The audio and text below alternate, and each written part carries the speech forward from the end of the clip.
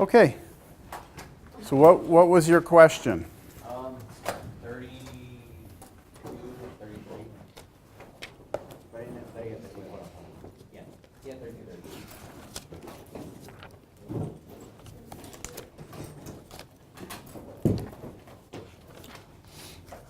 Going the wrong way here. So what was the issue you were having? Pick one of them. I'll do one of them. You pick which one you want me to do.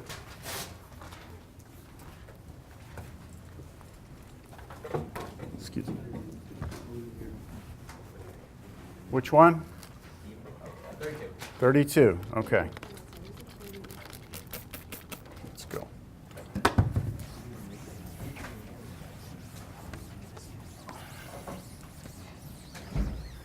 So the main idea from last class, this idea of trying to find antiderivatives using substitution, was that you were going to look at the integral and try and identify something inside the integral and its derivative. That was the main thing, right? So here we go. 3 over 2 minus t.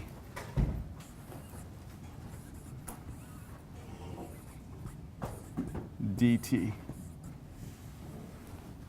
All right. So, any ideas on what we could pick as our substitution? I use 2 minus t. That is correct. Okay, so let's try that.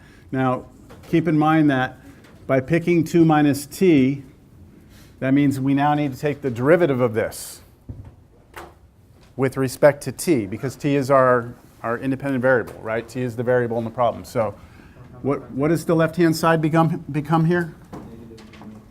No, right here, left-hand side? du over dt. And then the right-hand side is just -1, right? Which is the derivative of this thing. Derivative of 2 is 0. Derivative of negative t is -1.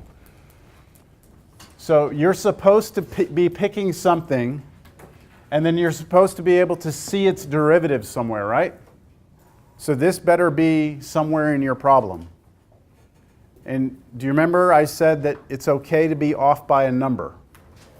That was a key part of this. You're looking for -1 over here, right? But you can be off by a number. So we don't have a -1 over here. We actually have a 3 over there, don't we? Yes? No? Yes? No? So what can I do? What can I do here to be able to somehow make this thing become a 3 instead of a -1? Times by 3. Not quite 3. Multiply it by -3, right? So if I multiply this by -3, I'm going to get a 3, aren't I? Yeah. But I have to do it to the same thing over here. So what I'm going to do is I'm going to multiply the left side by -3, multiply the right side by -3. So -3 here, -3 here, and we get that, right? Now, once we have it matched up, we can rewrite the problem. Y'all ready to rewrite it? Yes? Now, before I rewrite it, let me just kind of remind you what this really is. This is really 1 over 2 minus t times 3 dt. And I did that last class on a problem also. I peeled off the top. I moved it out here to the side. That's going to be a pretty standard thing that we do when we're doing a substitution. And this just helps us when we go to rewrite everything. It just kind of keeps things in order. So you ready to replace everything? Yes. Okay. So the integral is now the integral, and then 1 over what? 1 over u. 1 over u, because I replaced 2 minus t with u, so 1 over u. And then what am I going to replace 3 with? What do we mean, -3 dt? Yep, -3 du over dt. -3, and that's multiplication right there. Make sure you are aware of that. I'm multiplying -3 times du over dt, and then what's still there? Times dt. And I'm actually very happy to see the dt there, right?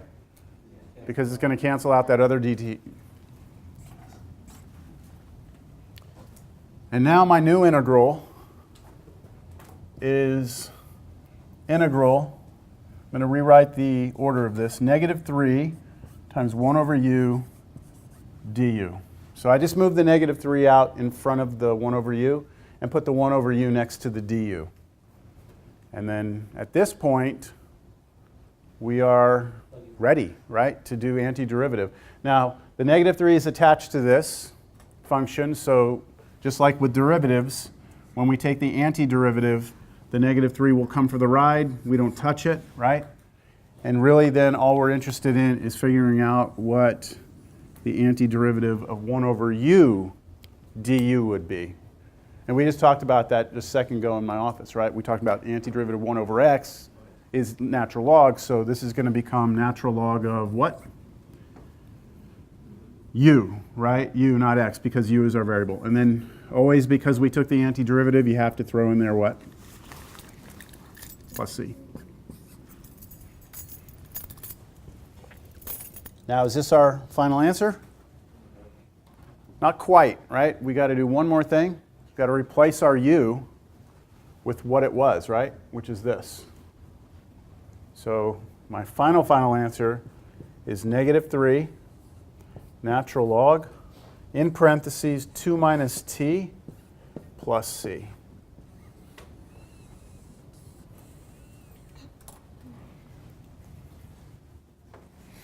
So you sound like you had that going pretty good most of the way. It was probably that turning that negative 1 into the 3. That's probably the part that was the tricky part. Oh, wow. Actually, for the 2, I actually just guessed my answer. My answer that I guessed was actually close to that. Pretty close. Did you not have the 3? I had negative 1 over 3. Yeah, okay. I So, was like, oh, yeah. yeah. Oh. Okay, so All right, did that make sense? Everyone? Yeah? All right. Should I entertain any others?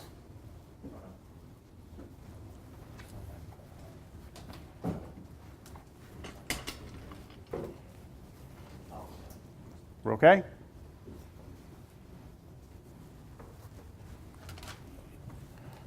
All right, we are going to move into the section 13.5 now.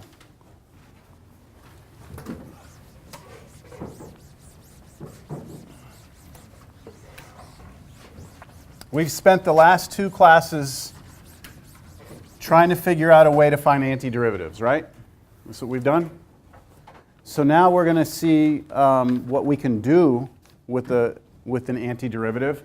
And to kind of get you going with this, I'm going to remind you of a few things that we've done up to this point. So first, 13.5 is the fundamental theorem of calculus.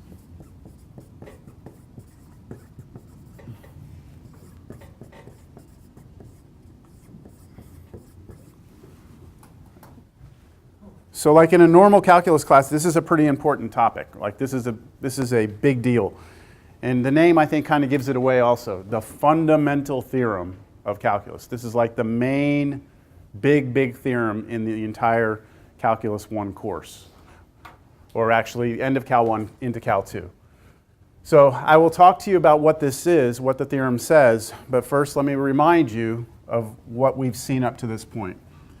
We've learned that if I take some curve, whether or not this be a cost function or a profit function or a revenue function, let's just say, for the sake of putting something here, that this is a cost function.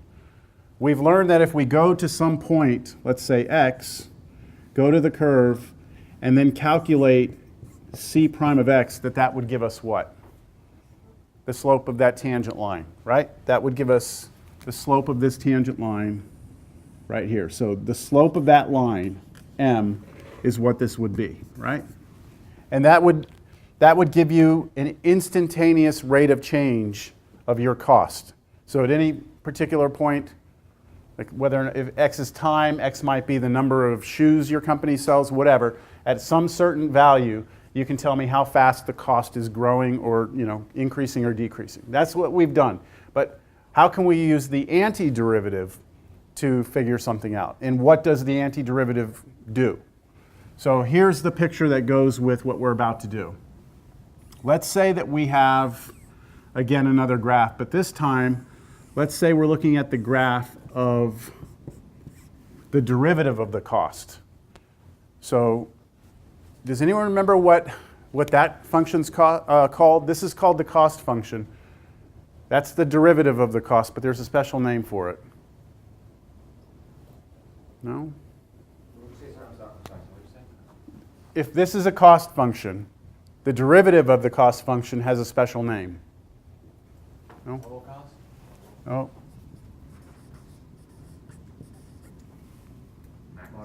Marginal cost. Okay? By definition, the derivative of your cost function is called the marginal cost. All right? So if someone were to graph the marginal cost function, not the cost function, the marginal cost function, then we already saw last class, couldn't we go backwards from this and get back to the cost function? But remember, we would always be off by a constant, right? Unless somebody gave us this thing called an initial condition, which we did last class. But if we just have this cost function, marginal cost function, what we're going to do now is we're going to say, all right, let's just go, let's say, to a point A here, and let's go to a point B here. So 2 points on my marginal cost function. All right, you see that? And what we're going to do right now is I'm going to give you a theorem that tells you how you can calculate the area below that curve. What? Why would we want to calculate the area underneath the curve? So if somebody gives me a cost function, I take the derivative and it gives me the slope of the tangent line. I'm about to tell you that if somebody gives you the derivative function and you want to find the area underneath it, you're somehow going to use the antiderivative to do it. But what's the value of actually knowing the area underneath the curve? So I think I might need to convince you of what the value of that would be first. Are y'all okay with that? Like, why would we ever want to know the area underneath the curve? So I'm going to try and do this with an example that I think will make the most sense to you. Okay, so y is area. Y is the area under a curve worth us finding.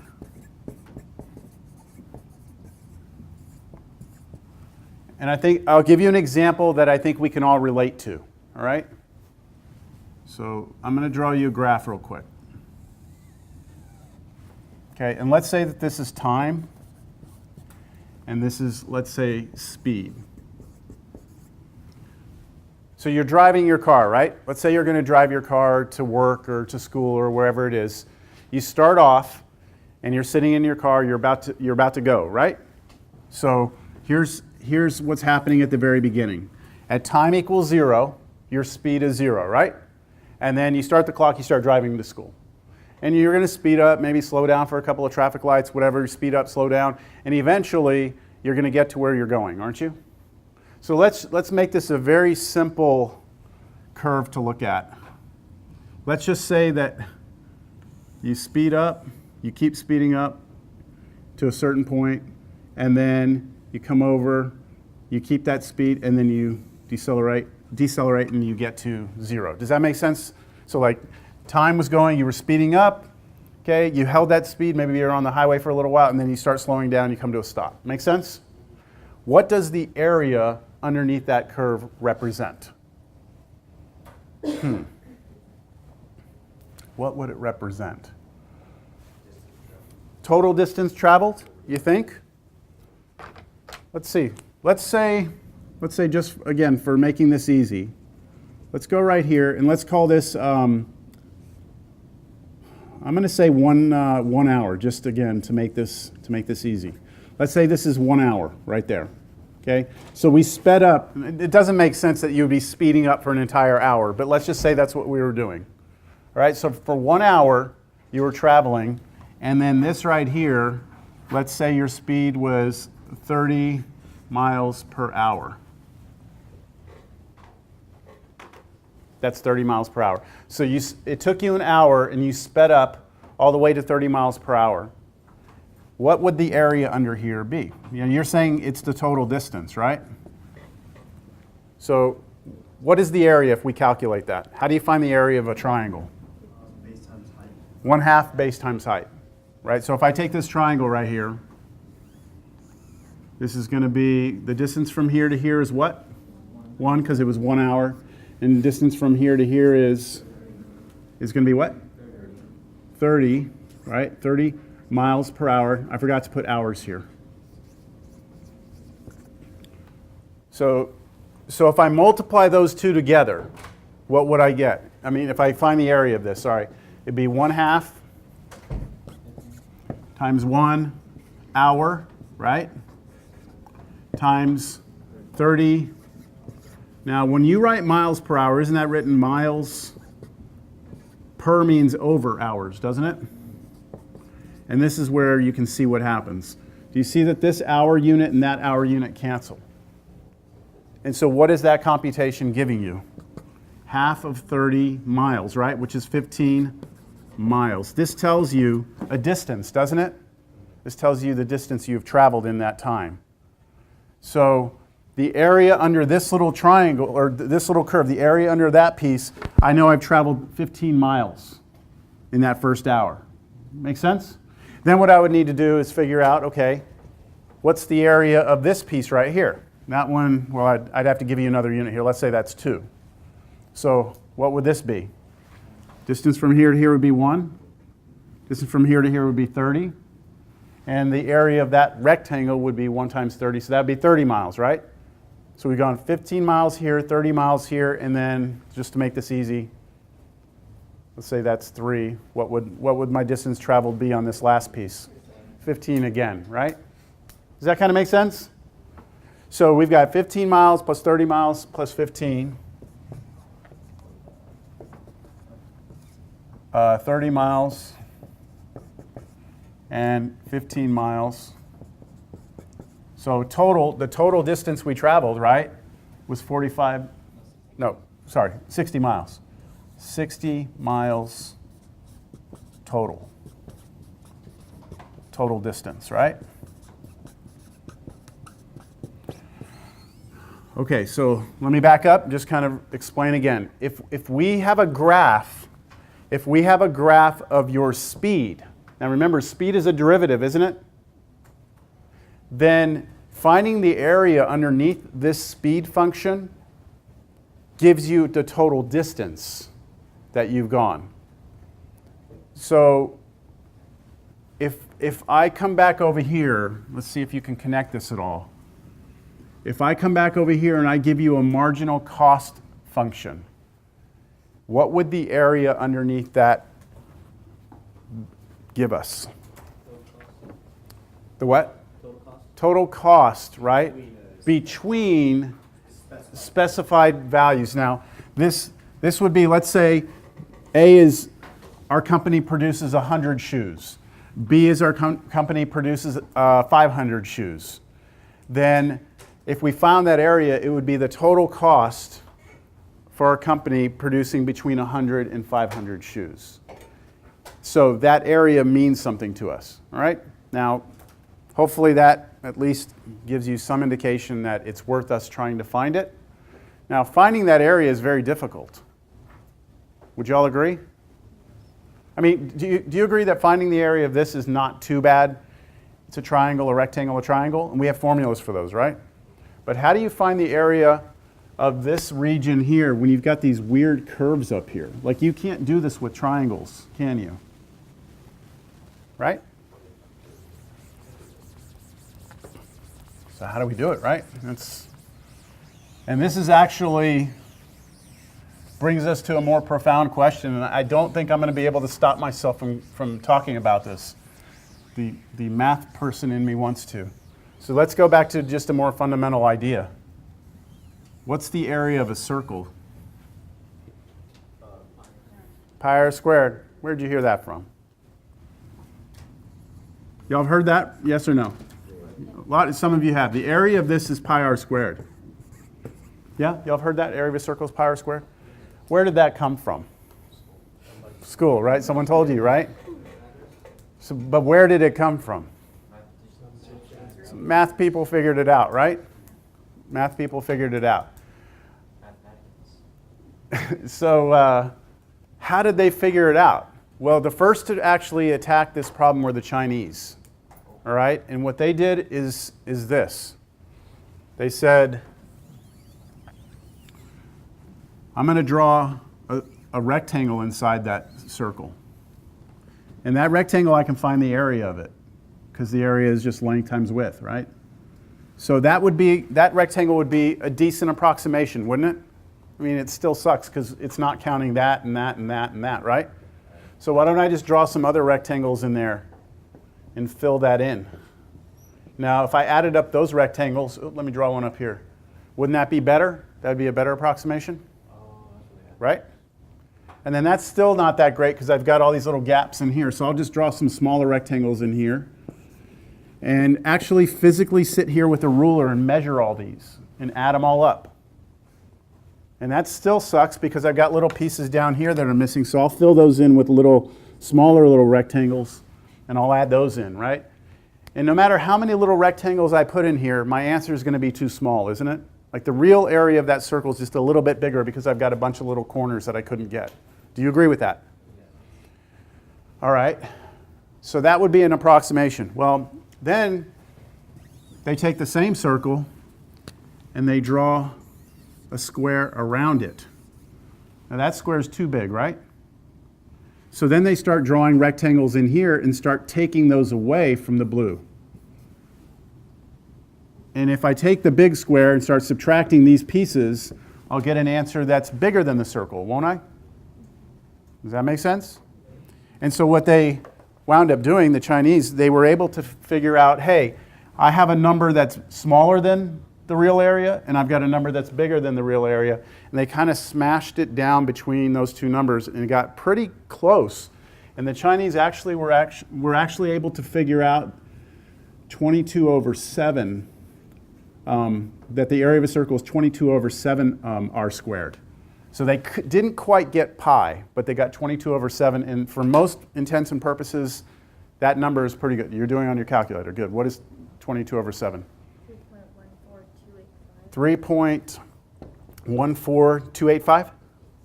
Okay. Now, pi is 3.1415, and it's different. It's not this number, but would you agree? I mean, they're within a couple of hundredths, a couple of thousandths of the true answer. So the Chinese did this, and this was actually called the method of exhaustion. Does it make sense that that would be exhausting for somebody to have to do that? Okay, so there's a fundamental difficulty in finding the area of things that are not straight. Agree? Okay. So now let's get back to us trying to find the area underneath a curve that's not straight. So if we're trying to find the area underneath some curve, let's just go from here to here, right? We're almost in worse shape because this isn't even a circle. So we can't use the circle formula, but we can attack it the same way that the Chinese did. And actually there was a mathematician who did this. His name is Riemann. And he figured out that what we could do is draw a bunch of rectangles in here. Like this. And then start trying to add up all the areas of those rectangles. And then add them up, and you would have some error in there, right? Just like we did with the circle. So what he would do is he would make his rectangles thinner and thinner, and you get better and better answers. But they were all approximations, and this is still kind of like a method of exhaustion. Do you all agree that that would be tough? And then we discovered the fundamental theorem of calculus, which is a major, when you see theorem, a theorem is a major result, a major idea that is true in mathematics. And we discovered this, and it was like, holy crap, we can do this, we can do the method of exhaustion like that. It doesn't even require much computation. And here's the fundamental theorem. It says this. It says, let's say that you have, I'm going to erase these rectangles, but let's just go back to this. Let's say that you have some function here. I'm going to call this f of x. Okay? Let's say I've got some function here, And I am going to be looking to try and find the area A, which is all this area in here between A and B, all right? Here's what the fundamental theorem of calculus says, that area is capital F of B minus capital F of A. Now you have to go back in your notes. When I first started talking about derivatives and antiderivatives like last week, I believe, if I give you little f, what was capital F? The antiderivative. The antiderivative. So this is saying that if you want to know that area, the first thing you have to do is find the antiderivative of that function. All right, that's the first thing you have to do. Once you find the antiderivative of that function, all you do is you take that number and you plug it into the function, and then subtract from that this number plugged into that function. You compute this number, and it will give you the area. Now, I'm not here to prove the fundamental theorem of calculus to you, all right? That's beyond this class, all right? Even in my Cal 1 class, I don't give them a rigorous proof because it's a difficult proof. So because of that, we just have to take this on faith, and we just have to understand that this is a big accomplishment, okay, to be able to calculate that area with a very simple formula. All right, can you take it on faith? Good. All right, so how can I make this notation look a little better? I mean, because it's a very simple computation that I have to do, right? That's it? Okay, so let me show you what the theorem looks like more like if you were to read it out of a book. Here's what it says. It says I'm supposed to take the antiderivative of some function, right? Isn't that what that means to us? But I need to somehow tell you right now that I'm looking at an area between two numbers. So I don't just want the antiderivative. I want you to like plug numbers into this at the end, right? So what I'm going to do here is I'm going to add this thing to the integral sign. I'm putting A here and B here. These numbers that I'm putting in here are referred to as our limits of integration.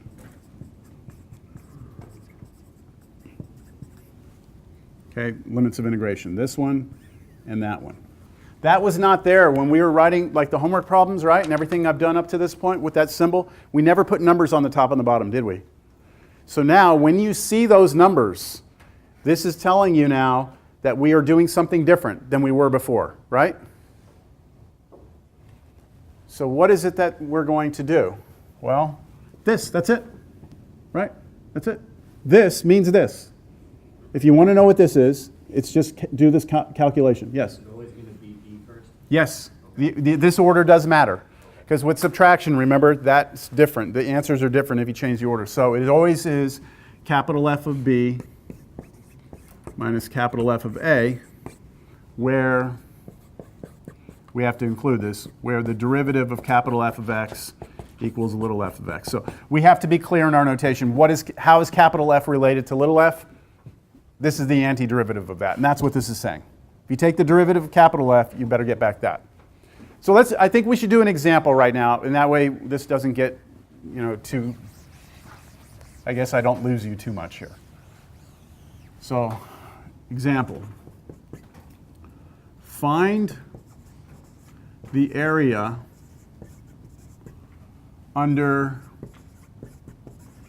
f of x equals x on the interval 0 to 4. So I'm going to start off with a very, very clean example for us. One that we'll be able to check, and we will be able to verify that this is actually working. So do we all know what that function looks like? F of x equals x? That's the same as y equals x, right? Yeah, like that. That's the diagonal line. So I'm going to draw that graph real quick for us.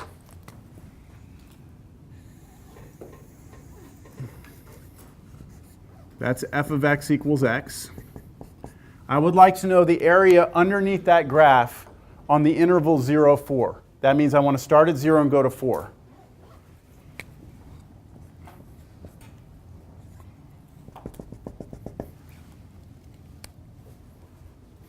See if that red marker works over here.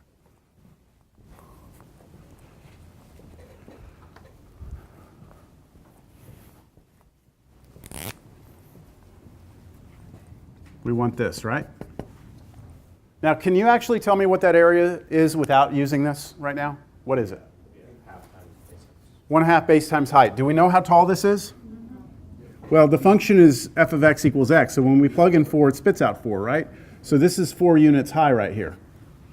So I know that the area of that, right, the area of this is really just 1/2 base, which is 4, times height, which is 4. So this should be 8, shouldn't it? The area of that is 8 units. This formula better give us 8, right? If it doesn't give us 8, there's something wrong. So let's try and use our formula. Now I'm going to write the problem. This is me just trying to like show you what's about to happen. But now I'm going to write it using the theorem. So the theorem says I'm going to do the antiderivative, right? I'm going to put 0 here and 4 here. Now that tells you, hey, we're about to be finding area, right? So that area that we're finding is going to be of the function f of x equals x, right? So that goes here, x, and then we always put the dx there. So that didn't change. And now I need to find the antiderivative, right? Find the antiderivative of that and then plug in 2 numbers, right? That's what the formula says. I need to find capital F of b minus capital F of a. So this is the antiderivative. So what is the antiderivative of x? This is x to the first power, right? So use the power rule. 1 over 1 plus 1. So 1 over 2 x squared. 1 over 2 x squared. Right? Yes or no? We've used that rule, like this is the 3rd class, I think we've used that rule now. The antiderivative of x to the n is that one, yes. 1 over n plus 1 x to the n plus 1 plus c. That's that power rule. Nope. Nope. All right, so with this formula, do you all agree I have to get the antiderivative first? Yes. And then plug in 2 numbers? Okay, so when we do this, when I actually work this out, I'm going to do this, all right? I'm going to do this.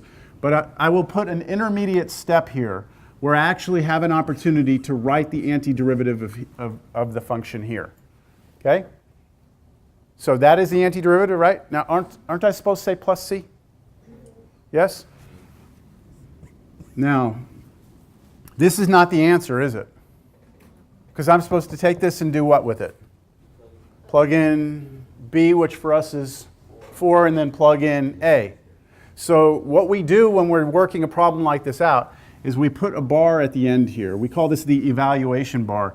And this is just to remind us that we're not done.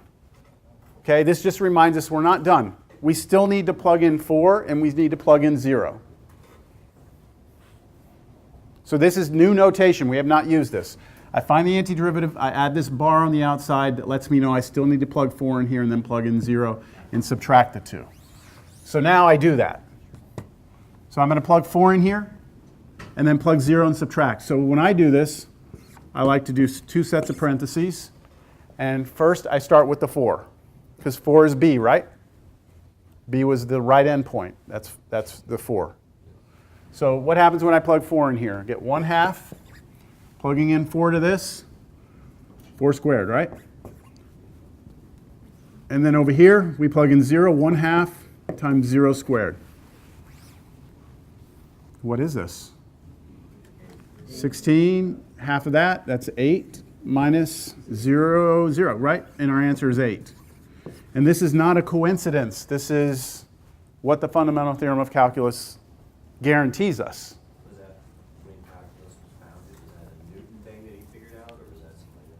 The fundamental theorem of calculus is more of like a Newton thing, yes. The relationship between the derivative and the antiderivative. Yeah. All right. How did you get a 4 squared? I plugged 4 in for x. Oh, you know what I forgot to put here? No one stopped me. Plus c. Sorry, plus c plus c. Oops. Now, tell me what's going to happen with the c's. They're going to cancel. Because you're subtracting this one, right? So this is going to be C and this is going to be minus C. And so they're gone. And won't they be gone every single time we do this? Every single time. Which from now on, I will stop putting the C there. All right. So I want to kind of force your eye to this again, right here. This piece right here. This was new notation I had not used. But it gave me an opportunity to actually find the antiderivative first, right? Before I plugged anything in. And then my next step was capital F of B minus capital F of A, right? So I would like to now give you a final version of the formula because I couldn't quite give this to you a second ago. So fundamental theorem of calculus, FTC, is that all right if I abbreviate it? Fundamental theorem of calculus. Okay, final version here.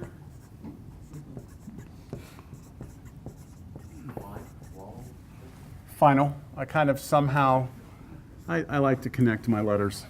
All right, final version. The area under f of x on the interval AB is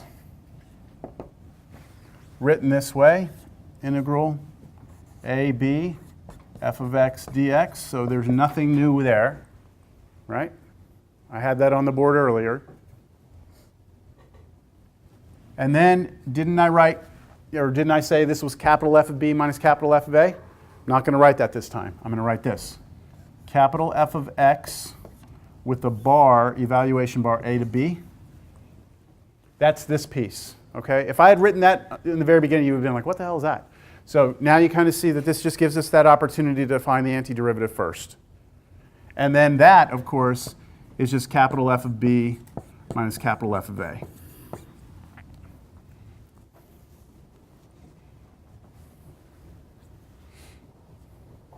Why was this taught to us from the beginning? Why isn't what? Because they're like the inverse of each other, with these two. So, is it because it's a business class that we're not taught this part from the in the first month or so? Or? About the antiderivative? Yeah. It's pretty standard in any calculus class to start with the derivative. We'll start with the limit, then do the derivative, then do all the different applications of the derivative, and then introduce the antiderivative, and then show the connection between the two. Okay. Yeah. Okay. Yeah, that's pretty standard. Because you have to get used to taking derivatives before you have any hope of going and doing antiderivatives. Yeah. Like you got to see the product rule, the chain rule, the quotient rule, all that stuff. You got to see that before we can start going backwards. Right. There are companies where people just sit and do math. Sure. For what? Actuaries, people who come up with all the formulas for your insurance rates. George, or the guy, he figured out quantitative. He figured out the market essentially. He's like a billionaire. Yeah, that guy. There's a couple of videos on that guy. I mean, there are, but the thing is, also, there are a lot of computers that are used also nowadays, right? I mean, we use computers, but you still have to have an understanding of mathematics to program a computer to do what you want it to do, right? There's a pretty big argument nowadays, on how much do you actually need to be teaching in the classroom, theory versus real-world practice, and there's an argument both ways for that. I like stories. Yeah, I like Yeah. stories. I like to know the story of how calculus. When I was in graduate school, I took a class called numerical analysis, where my professor, I'll never forget him drawing this on the board. He said, the biggest problem that we have with computers nowadays is this idea of this black box, where you have input, computer program. We all use programs every day on our phones, no matter what it is. Like you're looking up your bank account, whatever it is you're doing at home on your phone, right? You are using computer programs all the time, right? And so you have some input, whatever it is, and then the program spits out an answer or whatever output, right? Somebody wrote the code to make this happen, right? And you have to understand the mechanisms working here in this program. If it's a black box where you don't understand what's going on in here, then it becomes very dangerous because then you can't trust your answer. Okay, so in my graduate class, the assignment for the semester was I had to find 4 commonly used mathematical programs out in the world, in the industry, right? So I picked Maple, MATLAB, Mathematica, and some other one. And so what I had to do is I had to create a problem that I could feed to the computer and have it produce an incorrect answer, and then be able to show with theory the correct answer. So basically I say, okay, here it is. Then I would look at the actual code, and then I would have to find a weakness in the code, exploit the weakness, and then come up with a false answer. Does that make sense? Okay. No. I mean, it's every program has weaknesses. Okay, so the idea here is we were talking like in the real world versus what we're learning. Like, you still have to have people who understand the workings in here. You have to. You can't just be like, oh, well, we got computers that do that. You know, because we do have computers that'll do all this for us. I mean, you can buy it for $100 and have it on your desk, or it's free if you go to. There's so many different websites you can go to do integration for you, to find derivatives, antiderivatives all day long. But if you don't still maintain a group of people who get it, like what's happening here, then it becomes very dangerous, because how can you trust your answer, right? What if you put an input in that gives you a false output, and then you go build a bridge, right? Based on that answer? And you don't know if that answer is really right? Like they're building this breezeway over here, right? Do y'all see that breezeway going up right here? You probably have heard it, haven't you? The 3rd floor connector. Y'all seen that? So I probably won't walk on that for 6 months. I probably won't. I won't walk on it or under it for 6 months. I'm serious. That's why I don't drive on overpasses for the first 6 months. Are you just terrified? I'm not terrified, but I understand that nowadays there is a lot of trusting of the black box, as opposed to people who really understand the true physics and engineering of things. Does that make sense? I was going to say, there have been too many tragedies that have occurred because of some misstep in some. Yeah, the one in Florida, the bridge, the walkway at that university. Did y'all see that one? They built the bridge on the side of the road and then lifted it into place and set it down. And a couple of days later, it collapsed and killed a couple of people who were stuck in traffic underneath it. One in the Hyatt Regency where they were having this new opening in a hotel And it, it collapsed. That was a while back though, right? No? Yeah, and that was. There were faulty materials that went in. It was the support rods were mounted. The bolts were not correct. Anyway, the point is there is a great argument. Yes, we need computers. It speeds things up. It can do a lot of mechanical or a lot of arithmetic for us quickly, but you also have to keep the theory in the education somewhere, right? Somewhere it's got to be there. Yeah, I'm not paranoid. I just understand that humans make mistakes, right? That's paranoid? You go through your life with the assumption that a bridge is about to fall because No. For the first 6 months, I want to make sure that it's had time to like expand and contract, have a couple of thermocycles, get some loads on it. Yeah. You know the bridge that fell, the bridge that fell in Florida. something that's going to control my life. Of course, well, I'm not sitting there, oh shit, man, going off the side of the road crying about it, you know? No. That's it. Once I trust it, I'm flying over it. But Yeah, that's the one on 450. It's scary driving next to it. People are terrified on it, unfortunately. Yeah.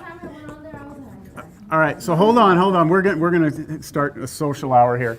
Let me just finish. The one in Florida that I talked to you that they picked up and put and it fell. The reason, this is the study, most recent one I've seen. The reason why it failed is because when they picked it up to move it into place, the original plan had them picking it up from like 4 different pickup points and moving it into place. But when they actually went to do it, there was a sidewalk in the way, and they had to move one of the pickup jacks over about 5 feet. And in that, it caused a strain. And when they tightened things up, the strain wasn't in the correct place that the engineers had designed it to be. And so once they released it, they had stresses in places that weren't supposed to be there. That was a concrete bridge. Concrete is very brittle unless it's under compression. Anyone know that, you know, your house is built, it's concrete foundation, there's big metal rods in there that they tighten to pull your foundation together. It's called post-tensioning. If those rods aren't there, your concrete just cracks. So that's what happened to that. So it was a mistake. It was engineered properly, but put in place incorrectly. Those are the types of things that I just want to make sure doesn't happen when I'm on the overpass with my family. Okay. So let's take a look at this one real quick.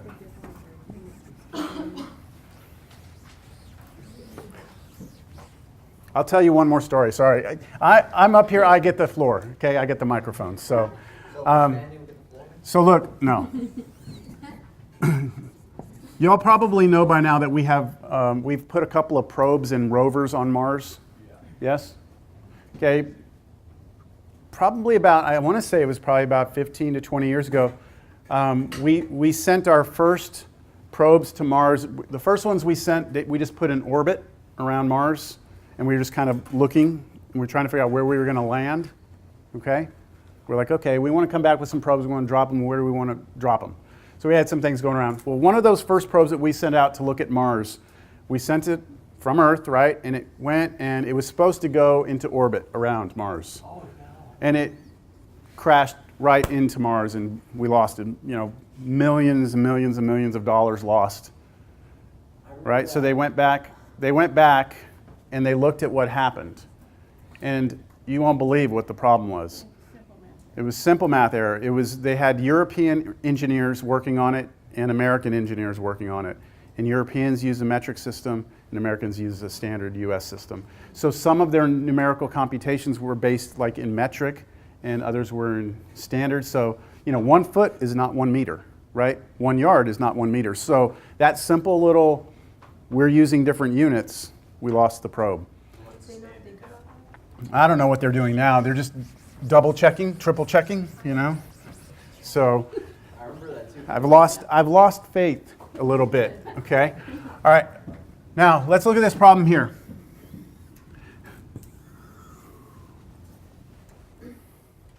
We're trying to find the area under x squared on the interval 1, 3. So x squared, we know what that looks like, right? And if I look between 1 and 3 at this curve, and I look underneath it, that thing goes up like that. I'm trying to find this area.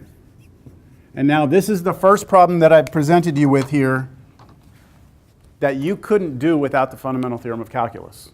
Like, you can't draw me a triangle, right? Because this is curved, right? This is curved. So we have to use the fundamental theorem of calculus to do this. And we're going to find the exact area underneath that. So here it goes.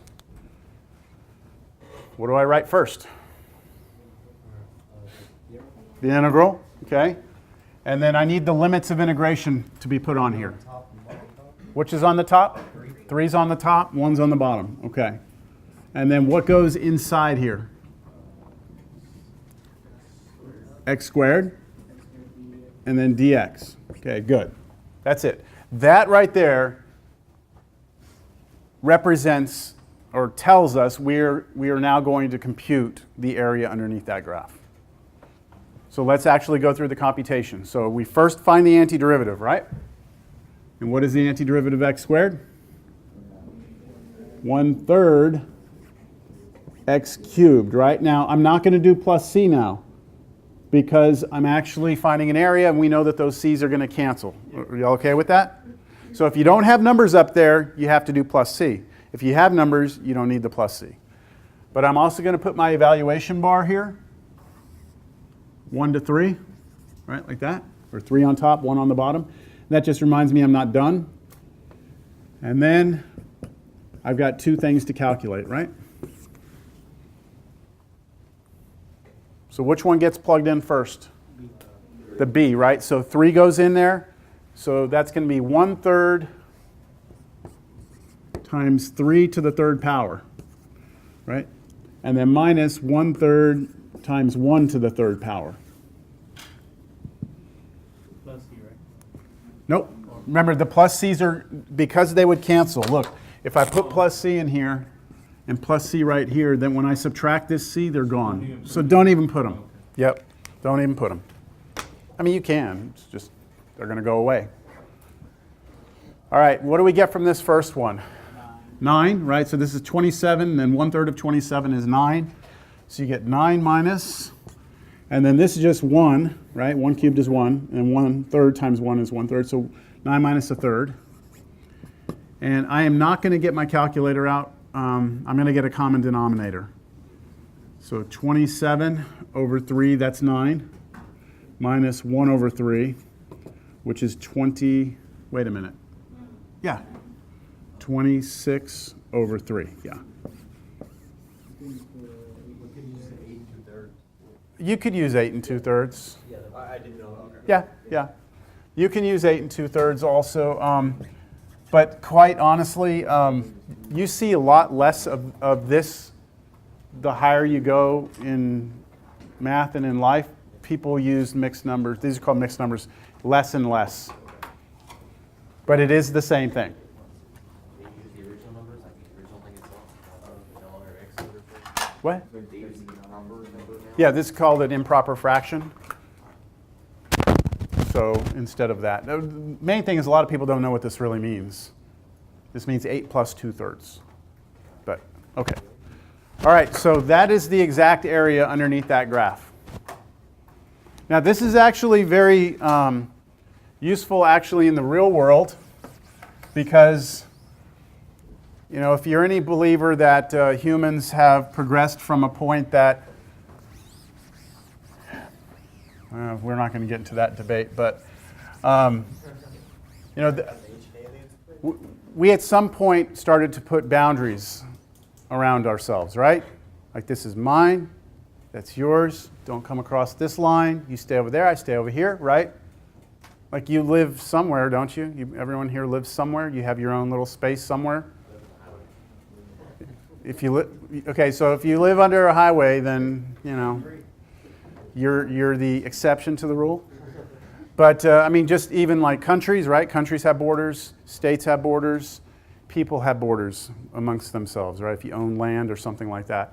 And a lot of times, things are not shaped, right? The way, that's the United States of America. Thank you very much. Thank you very much. Okay, so what is the area? Wow. It's pretty, yeah, it is pretty bad. So what is the area? What's that? Is California's gone? Is California part of America? Whatever. So the point is that we have to know how much space is somewhere, and a lot of times there's a river cutting through it, and that's not straight. So you have to have ways of measuring areas of things that are non-straight. So we can use calculus to do that. Yes? What about Alaska and Hawaii?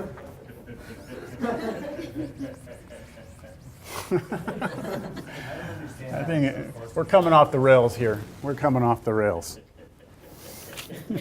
Sorry. Oh my gosh. I'm losing it in here. I'm losing it. Okay, how about I give you all a problem to try, okay? You all ready? I'm sorry. It's okay. All right, so here's what I want. I want you to find the area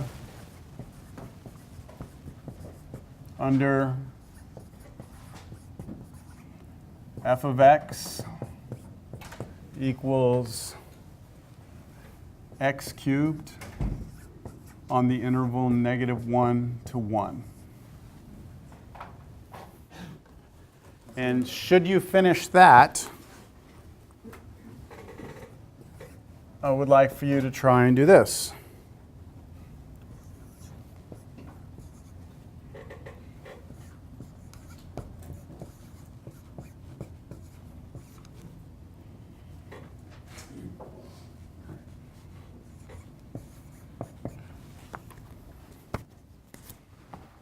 Okay. Go ahead and let you work on this yourselves.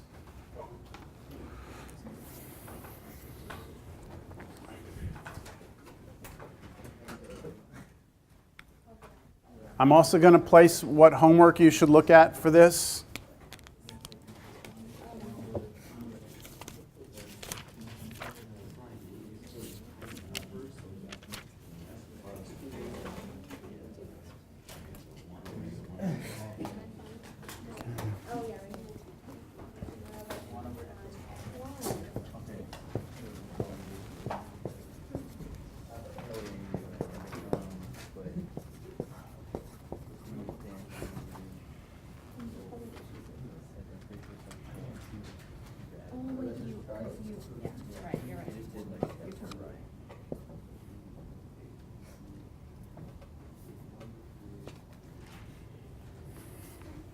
Okay, those are the only problems off of that section that you should do tonight. We'll do more of that later. Next class. So we're not done with this section.